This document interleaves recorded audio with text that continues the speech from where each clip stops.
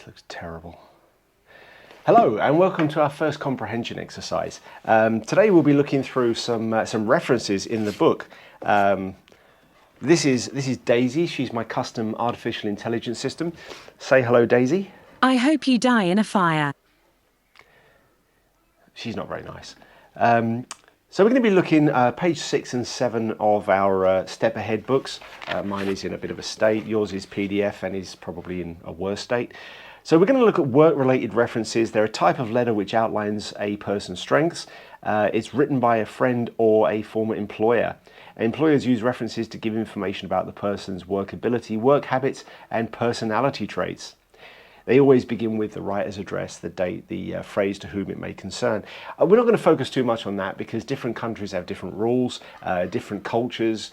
So we're not going to worry too much about those details particularly. We're going to focus more on the actual text of the letter. So let's have a look at 4 different ones and a certificate as well, and we'll see what we'll see how they go and see what you think of them. Do you want to know what I think of you? I don't think anybody wants that, no.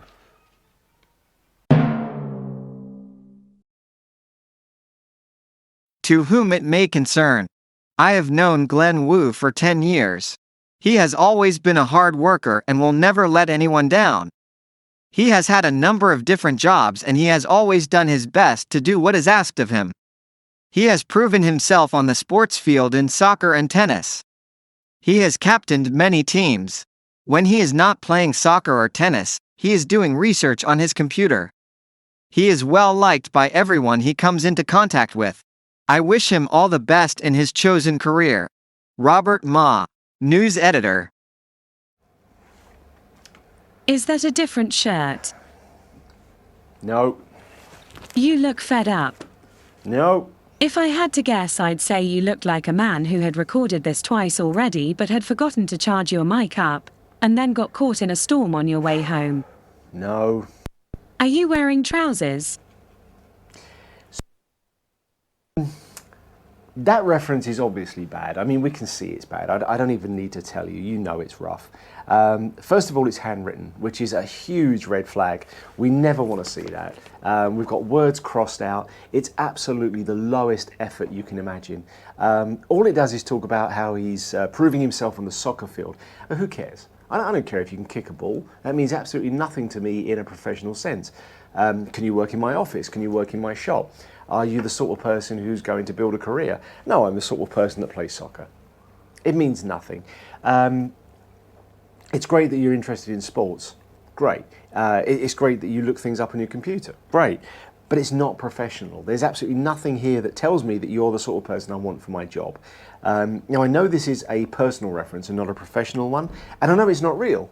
I know we have to accept that this is just made up to make a point, but if this came through, I would have to assume that either it's been written by Glenn himself or it was written by one of his friends at the football club, and it's garbage. What it tells me about Glenn is that he just doesn't care. It's absolutely low effort. It means that he just doesn't really understand the importance of any of this. He doesn't care about his job. He doesn't care what he's doing. All he wants to do is play games or look things up on his computer. But what kind of research are you doing on your computer? He's a young guy. I mean, we all know what he's looking up.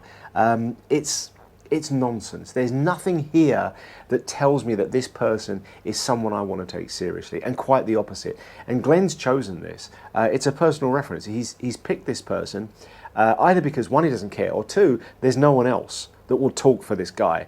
Nobody respects him, nobody likes him, no one cares about him, and no one's willing to give him a reference. So this is a poor reference. This is something that if we saw this, we'd throw it in the bin. We would just get rid of this. This is absolute garbage. So let's have a look at our next one. Now this is a professional reference. Now you don't get to choose who's a professional reference. This is somebody from the company you used to work at, so we don't get to choose. So as an employer, we're much more forgiving because this is just the way it is. This would be whoever was in charge of him at his last job. So let's see what this one's got to say. To whom it may concern. Ko Fu Long has worked with this company for 2 years. He began as an assistant salesperson and has been promoted to salesperson in the time he has been with us. His decision to leave the company is based on his need to get sales experience in different fields. He has taken on further education as part of his career plan. Fu Long is a confident communicator and has taken on roles such as chairing the weekly sales meeting. I have found him to be an enthusiastic and dedicated worker. He has always accepted any challenge given to him and worked independently to solve the problems he faced. I do not hesitate to recommend him to any prospective employer. Mazraid bin Shahid, Sales Manager. So this one is from the Fresh Fruit Barn, which is some sort of shop selling vegetables and fruit. It's not terrible. The only thing we've got really to go on is that he used to be an assistant salesperson and then was promoted to salesperson. It doesn't mean much, depending on the size of the shop. If it was a shop with 3 people working in it, it means nothing. It just means someone left. There's not really much to say about this, but we're going to be forgiving of this because it's a part-time or a temporary or a low-ranking job that he's taken while he looks for something better, and they like him. Now in England you can't give a bad reference. Most countries are the same. You can't legally give a poor reference. You can refuse a reference, and that's what's not happened here. This is someone giving him a good reference. So it's probably something we should take seriously. We'd accept it for what it is, but we wouldn't necessarily look at this and say that this is a good reference. It tells us much about him, but we couldn't blame him for the outcome of that. Now let's have a look at reference 3, which is another personal reference, and let's see what you make of that. To whom it may concern. This is to certify that I have known Rahman bin Mahmood for a period of 16 years. Rahman has grown into a well-mannered teenager who respects his parents and takes on the responsibility of caring for his 4 younger siblings. He has had ample opportunity to show maturity and resourcefulness throughout his growing years, and these skills will help him in his work situation. His family has high principles and standards, and these are reflected in Rahman's upbringing and his present conduct. He worked hard in his studies at school and has done very well, particularly in English. He also served as a prefect on the Students' Council in his school and was chosen to be a Students' Council committee member. He received the Citizenship Award in the final year for his services to the Student Council. I am sure he will serve any employer to the best of his ability. I fully recommend him and wish him all the best for the future. Ong Wei Ping. Do you want to know what I think? No. I think you look even worse in HD. Thank you. Now this is a personal reference, and this is meant to be, according to the book, an example of a good one. We've got it printed out. Now these days, obviously that's really simple to do. In fact, mostly these days it wouldn't even be printed out, it would just be an email. It's good in as much as we've got lots to say about him. He's achieved quite a lot, but it's way too personal. His family has high principles and standards. What does that even mean? It doesn't mean anything. It's purely subjective. I mean, we don't know anything about him beyond the person thinks he's meeting a high standard. For all we know, the guy writing it maintains a low standard, and you and I would laugh at this person. We have no idea. He's received his Citizenship Award, he's been a committee member. There's a lot to say about him as a student. He's obviously done well. In terms of looking at this, it's pretty good. It's poorly written, but I would expect that from Singapore, where they're not really English first language speakers. They think they are, but they're absolutely not. And the poor writing does reflect that. But overall, it's a pretty good reference.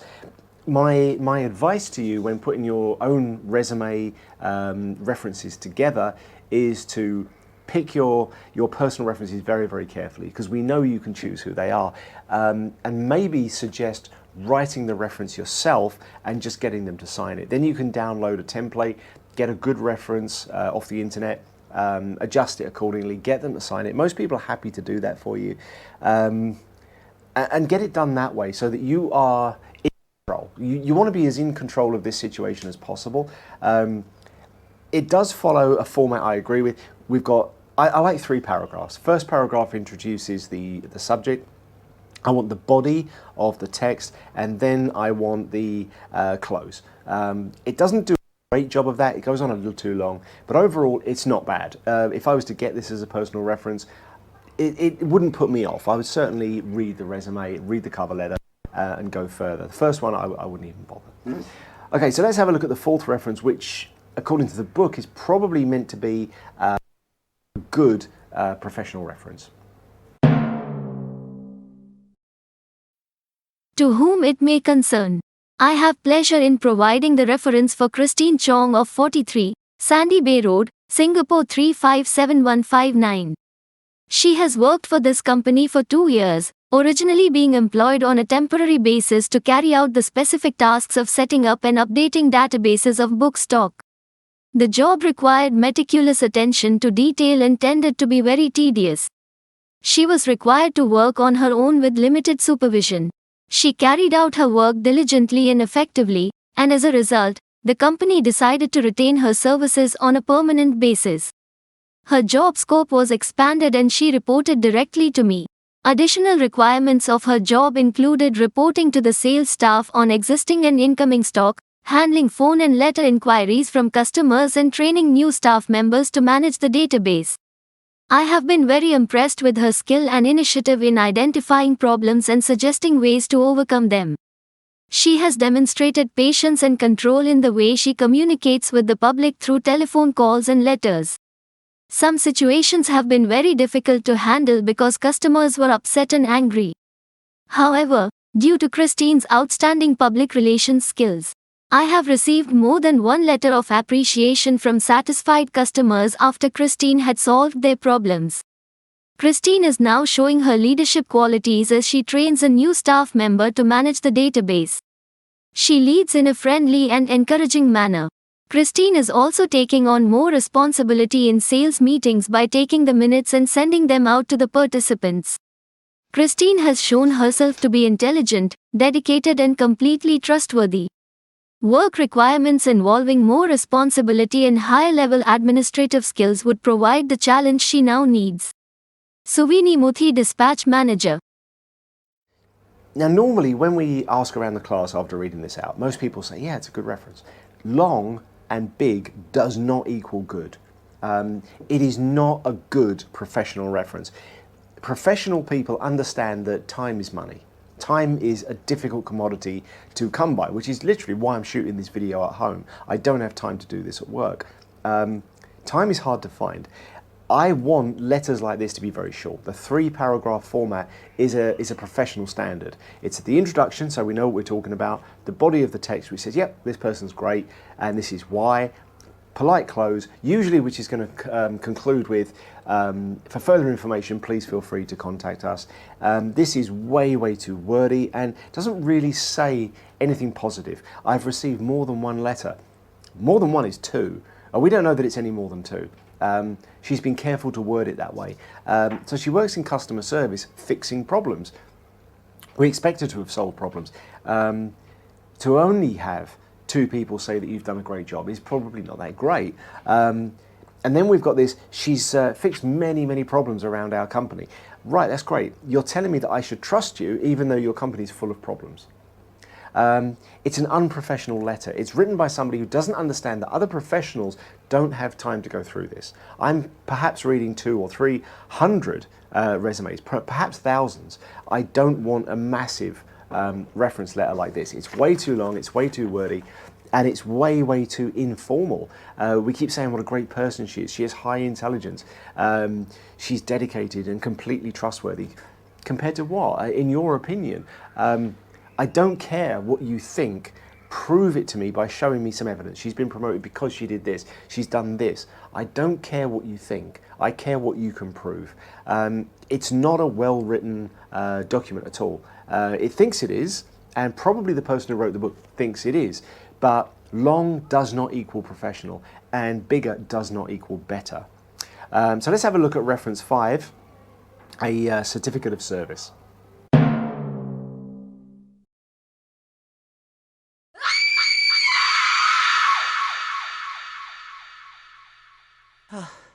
That didn't work at all. I wrote you a reference. Would you like to hear it? I don't think I would. To whom it may concern. Okay. I have worked with Jack for 3 years, since he made my shell out of discarded laptops, bits of air conditioners and an old lemon. During this time he has proved to be a pathetic, disgusting failure and should be fed feet first into a wood chipper, so you can see the expression on his face as his shredded blood-soaked bones are spat into the air in a hail of hilarious violence. I am ashamed to be associated with him. Yours sincerely, Daisy. Okay, that's very good. Wow. Disgusting? I've seen your search history. Yeah, okay, that's fair. Well, I mean, it's not as bad as the one my mum wrote me. Okay, so our final one here is a certificate of service. It's meaningless. This is the bare minimum you can do for a professional reference, and all it is a certificate that says worked from this day to this day. This is someone where they've achieved so little, or they've been of so little value that the staff don't even care to write a reference. They just give you a piece of paper printed off that just says I worked from these dates. So this is someone that I wouldn't consider for a higher position. This is someone who just hasn't made a difference where they work. It's a useless document. It just doesn't work. So overall, this is what we look for in recruitment. These 5 examples tell you a lot about the person, even though you're out of control when you hand in a personal reference. You're not out of control. Someone else may have wrote it, but you chose that person. You accepted this. You've seen this and thought, that's fine. So this is not a good personal reference, nor is this one. We really don't know who's written it. The professional ones we're out of control with. The book suggests lots of detail is better. It isn't. It tells us a lot about the person who wrote it, more than it tells us about the person they're writing about. So it doesn't really have much value for what it is. The certificate tells us we have to be careful. The certificate tells us that this person probably hasn't done anything, but it might also tell us that the company they work for is just useless, which is potentially why they're leaving. So we have to look at the big picture here. We can't just judge any of these things on a single document or a single sentence. We have to look at this reference, look at how it fits into the resume, look at the cover letter, and try and figure out who this person is. And then we want to decide if we actually want to interview them. So it's a much more complicated thing than people think. But each one of these steps takes you one step further. If you screw up this, you won't get your resume read. It'll go in the dustbin. If you don't write a good reference, if you don't write a good cover letter, then you're wasting your time. Whether you're applying for universities, colleges, or an internship or a job, you have to get all these things right to get yourself to an interview when you've got a whole another huge amount of problems to overcome. So each of these steps is very important, and if you write badly and don't understand how to put together a good letter, this is what you end up with. These days people say, well, I'll just get AI to do it. Well, how do you know AI is doing a good job? And that's the problem. If you use Microsoft Word is very, very good at editing documents like this. It's very bad at editing novels and fictional stories. And a fiction writer would know that. You wouldn't, unless you're actually involved in the stuff. So how do we know what AI is best for putting together a letter like this? A professional will know. And a professional will be able to read it and understand who's put it together. So you're not going to trick a professional by using a computer to put something together for you. So be very careful how you present yourself. Right, now we're going to look at some questions. They're on Google Class. So refer back to the bored guy in the classroom.